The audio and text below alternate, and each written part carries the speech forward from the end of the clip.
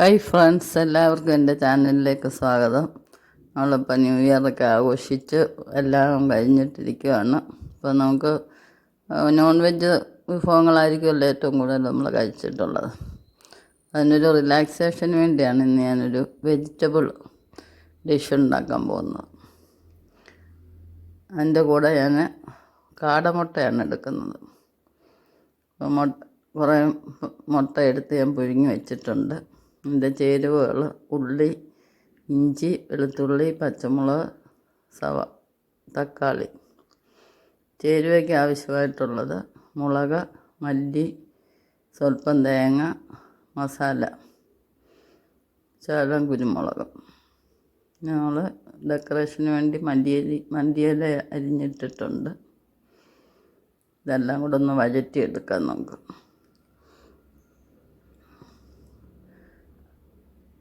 വഴറ്റുമ്പം ഓരോന്നോരോന്നായിട്ടിട്ട് വഴറ്റുക. ഇപ്പോൾ മൂപ്പിനനുസരിച്ച് നമുക്ക് പാകമായി കിട്ടും. ലാസ്റ്റിൽ തക്കാളി ഇടുക, പച്ചമുളക് ഇടുക. ഏകദേശം എല്ലാം ഒന്ന് വഴഞ്ഞിട്ടുണ്ട്. സ്വല്പം ഉപ്പ് ചേർക്കുക. ഇനി ഇത് പൊടിവകകളെല്ലാം ഒന്ന് അനത്തിയെടുക്കുകയാണ്. പൊടിവക അനത്തിയെടുക്കുമ്പോൾ ഒരുപാട് മൂത്ത് പോകരുത്. അതിൻ്റെ നിറം മങ്ങുന്ന ഒരു സമയമുണ്ട്. ആ സമയത്ത് മാങ്ങി വെക്കുക, അല്ലെങ്കിൽ കരിഞ്ഞു പോവും. നമ്മളതിൻ്റെ കൂടെ തേങ്ങ ഇടുന്ന ഒരു കൊഴുപ്പിന് വേണ്ടിയാണ്. എല്ലാം മൂത്തിട്ടുണ്ട്. നമുക്കിനി തണുത്തതിന് ശേഷം പൊടിച്ചെടുക്കാം. അവിടെ ഉള്ളിയെല്ലാം നന്നായിട്ട് വഴണ്ടിട്ടുണ്ട്. അതിനൊക്കെ നമുക്ക് മുട്ട ഇട്ട് കൊടുക്കാം. ഈ പൊടിച്ചു വച്ചിരിക്കുന്ന ചേരുവകൾ, മസാല എല്ലാം കൂടെ നമുക്ക് ഇട്ട് കൊടുക്കാം. എരിവും പുളിയൊക്കെ അവരവൻ്റെ ആവശ്യത്തിനനുസരിച്ച് ചേർക്കുക. എടുക്കുന്ന ക്വാണ്ടിറ്റിക്ക് അനുസരിച്ച് വ്യത്യാസപ്പെടുത്താവുന്നതാണ്. ഞാനൊരു ഇച്ചിരി തൈര് ഒഴിക്കുന്നുണ്ട്, പുളിയില്ലാത്ത.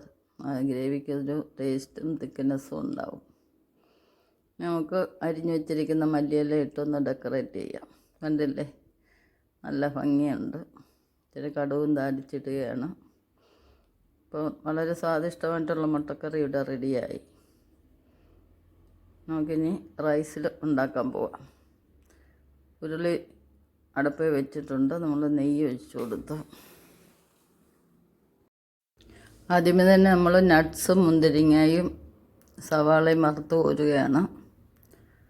ഇതെല്ലാം വറുത്ത് കോരിയതിന് ശേഷം നമുക്ക് പച്ചക്കറി ഇട്ട് കൊടുക്കാം. ഞാനിവിടെ കാബേജ്, ക്യാരറ്റ്, അച്ചങ്ങ, പയർ ഇതെല്ലാം എടുത്തേക്കുന്നത്. ഇച്ചിരി കോളിഫ്ലവറും എടുത്തിട്ടുണ്ട്. കാരണം ഇതെല്ലാം നല്ല വെജിറ്റബിൾസാണ്. അതുകൊണ്ട് ഉള്ളിൽ ചെന്നാൽ നല്ലതാണ്. അപ്പോൾ ഇതെല്ലാം കൂടെ നന്നായിട്ടൊന്ന് വഴറ്റിയെടുക്കുകയാണ്. ഇതിൻ്റെ ക്രിസ്പിനെസ് മാറാതെ തന്നെ നമ്മൾ ആ പച്ച ഒന്ന് മാറത്തതേ ഉള്ളൂ. ഒരുപാട് വെന്ത് പോകരുത്. ആവശ്യത്തിന് നെയ്യ് ഒഴിച്ച് തന്നെ വഴറ്റുക. സ്വല്പം ഉപ്പും ചേർക്കുക. കണ്ടില്ലേ, ഇത് ഇളക്കുമ്പം തന്നെ നല്ലൊരു ഭംഗിയാണ്.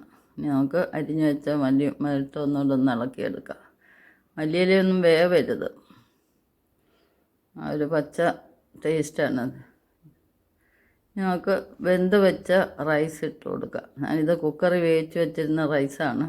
കുരുമുളകും മസാലയെല്ലാം ചേർത്ത് വേവിച്ച് വെച്ചിരുന്നതാണ്. ഞങ്ങൾ വെജിറ്റബിളിനോടിട്ട് നന്നായിട്ട് മിക്സ് ചെയ്തെടുക്കുക. കണ്ടില്ലേ, ഇപ്പം തന്നെ നല്ലൊരു മണവും ഒരു ഭംഗിയൊക്കെ ഉണ്ട്.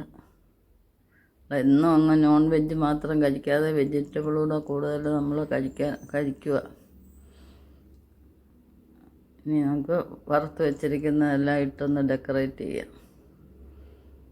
ഉണ്ടല്ലേ, നല്ലൊരു ഭംഗിയായിട്ടുണ്ട്. അപ്പോൾ ഫ്രണ്ട്സ്, ഈ വീഡിയോ എല്ലാവർക്കും ഇഷ്ടപ്പെട്ടെന്ന് വിചാരിക്കുന്നു. നമുക്ക് വല്ലപ്പോഴും ഒരു വെജിറ്റബിൾ ബിരിയാണിയൊക്കെ കഴിക്കാം. ഇതുവരെ സബ്സ്ക്രൈബ് ചെയ്തിട്ടില്ലാത്തൊരു സബ്സ്ക്രൈബ് ചെയ്യുക. സ്കിപ്പ് ചെയ്യാതെ കാണുക. നിങ്ങളുടെ എല്ലാം സപ്പോർട്ട് പ്രതീക്ഷിച്ചുകൊണ്ട് നെക്സ്റ്റ് ഒരു വെറൈറ്റി ആയിട്ട് അടുത്ത വീഡിയോയിൽ കാണാം. എല്ലാവർക്കും ശുഭദിനം ആശംസിച്ചുകൊണ്ട് ബൈ ബൈ. ഇനി ഇതൊന്ന് ഡിഷിലോട്ട് മാറ്റാം. ഇതല്ലേ എന്തൊരു ഭംഗി.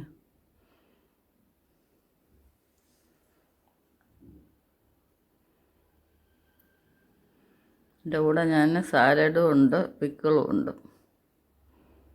നല്ല കോമ്പിനേഷൻ.